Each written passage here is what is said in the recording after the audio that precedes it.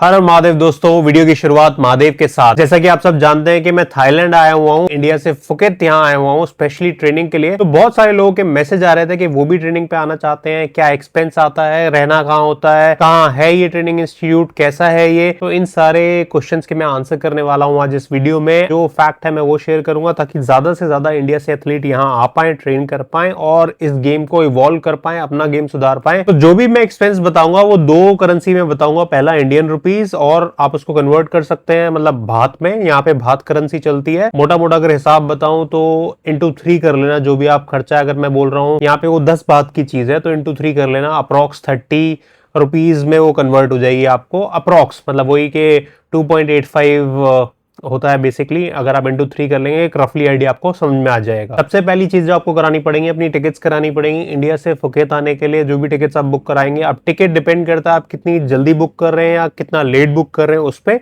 But on end of मैं आपको approx बता देता हूँ 20 से 40 हजार मतलब इसके बीच में आपको टिकट्स पड़ेंगी, डिपेंडिंग अपॉन आपने किस टाइम पे बुक करी है। जब इंडिया से आ रहे हैं तो दो चीजों का ध्यान रखिए कि आप यहाँ ट्रैवल करने वाले हैं, अगर आप यहाँ पे बाइक रेंट पे लेने वाले हैं तो अपना इंटरनेशनल ड्राइविंग परमिट लेके आए, आईडीपी लेके आए, ताकि यहाँ पे पुलिस आपको बहुत ज्यादा रोकती है, आपका चालान कटेगा, आपको यहाँ पैसे देने पड़ेंगे, वही घूस चलती है यहाँ पे भी। तो अपना लाइसेंस बाहर से बनवा के आए, इंटरनेशनल ड्राइविंग परमिट होता है वो बनवा के आए, और ताकि आप यहाँ पे रेंट पे जब आप कोई भी व्हीकल ले रहे हैं ट्रैवल करने के लिए तो आपका चालान ना कटे। दूसरा फैक्टर एक चीज और ध्यान रखेंगे, अगर आप लॉन्गर ड्यूरेशन के लिए ट्रेन करने के लिए आ रहे हैं तो अपना बेसिकली मेडिकल इंश्योरेंस करा के आए, क्योंकि इंजरीज बहुत ज्यादा होती हैं यहाँ। रीजन बीइंग क्योंकि कॉम्बैट स्पोर्ट्स है, इंजरी होने के चांसेस बहुत ज्यादा हैं। तो आप एक सेफर साइड चलें, क्योंकि यहाँ की जो हॉस्पिटल सर्विसेज हैं वो बहुत ही ज्यादा एक्सपेंसिव हैं। तो ये एक फैक्टर, अगर आप बहुत ज्यादा लंबे समय के लिए आ रहे हैं तो अपना मेडिकल इंश्योरेंस करा के आए। तो ये इंटरनेशनल ड्राइविंग लाइसेंस ये आपको कोर्ट से बन जाएगा, बेसिकली आरटीओ से बन जाएगा, और कॉस्ट पड़ेगा आपको ये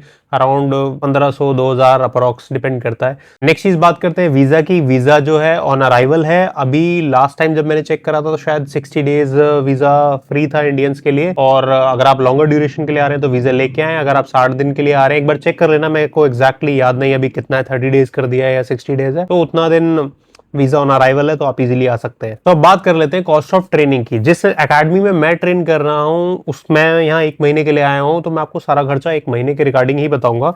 तो 1 महीने की वहाँ फीस होती है 6000 बात, मतलब 6000 बात इंटू 3 कर लो, मोटा मोटा ये 15 से 18 हजार रुपए के बीच में आपकी मंथली फी है मेरी यहाँ की।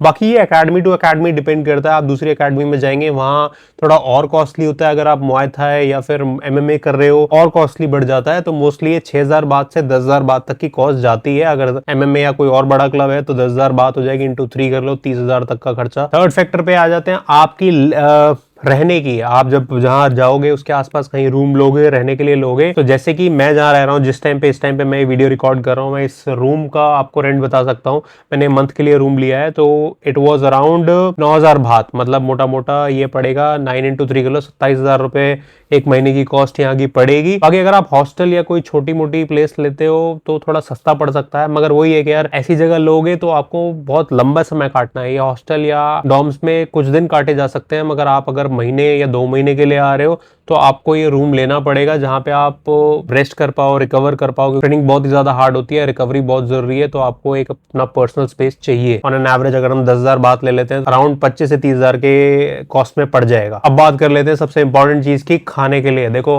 मैं इंडियन हूं तो मैं आपको ये गाइड कर सकता हूँ कि भाई बहुत दिक्कत होने वाली है खाने की, तो क्योंकि यहाँ पे जो ये खाते हैं वो हमें समझ नहीं आ रहा, जो हमें चाहिए वो इनके पास है नहीं। तो अपना एक ही सर्वाइवल बचता है भाई, चावल और चिकन। अगर आप नॉन वेजिटेरियन हो, अगर आप वेजिटेरियन हो तो आप बहुत बड़ी दिक्कत में आने वाले हो 100%। बहुत कम ऑप्शन मिलेंगे, तो आप मन को पत्थर करके आना कि भाई ये करना पड़ेगा।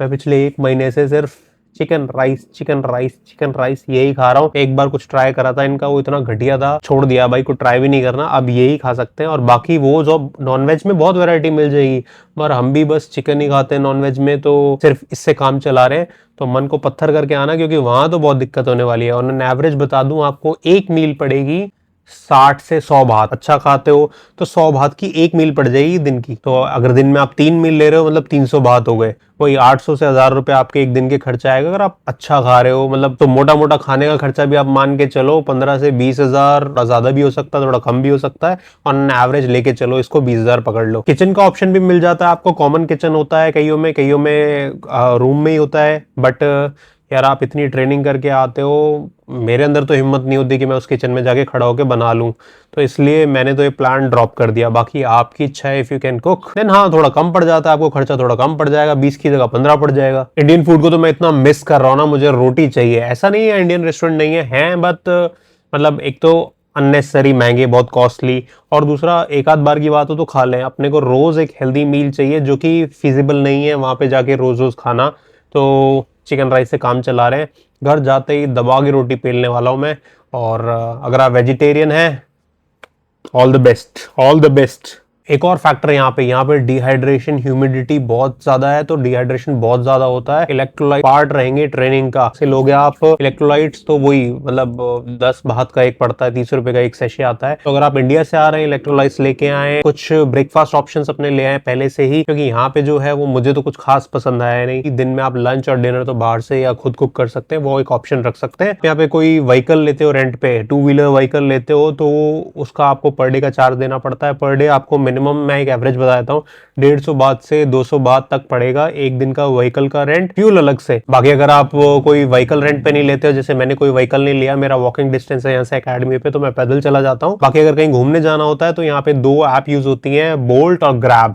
आप इन दोनों से 2 व्हीलर्स बुक कर सकते हो, कैब्स बुक कर सकते हो। मैं बुक करके कहीं भी जाना होता है तो चला जाता हूँ अगर कहीं दूर का डिस्टेंस है। पानी की बड़ी समस्या है, पानी नहीं मिलेगा, पानी आपको बाहर से लाना पड़ेगा। मशीन से जहाँ पे आप सिक्के डाल के पानी भर सकते। बाकी अगर आप कहीं टूर एंड ट्रैवल करने जा रहे हो, किसी आइलैंड पे जा रहे हो, या कोई स्पोर्ट्स कर रहे हो, या घूम रहे हो फिर रहे हो, तो उसका खर्चा तो आप ही सेपरेट लेके चलना। ये मैं आपको मोटा मोटा एक एथलीट का खर्चा बता रहा हूँ, इसके ऊपर तो कोई लिमिट नहीं है, आप जितना एक्सपेंडिचर करना चाहो कर सकते हो, उसकी कोई लिमिट नहीं है। अब इसको मोटा मोटा सम अप करोगे आप तो 1 से 1.5 लाख मान लो, 1 से 1.5 लाख खर्चा मंथली आएगा ही आएगा आपका, डिपेंडिंग अपॉन आप किस तरह से, आपका लाइफस्टाइल क्या है, आप खाते क्या हो, उस पर डिपेंड करते हुए। बाकी वीकेंड्स पे रिकवरी के लिए आप अगर मसाज, आइस बाथ, सोना, इन सब चीजों के लिए जाते हो 300 बात पड़ जाएगा अगर आप एक मसाज लेने जा रहे हो।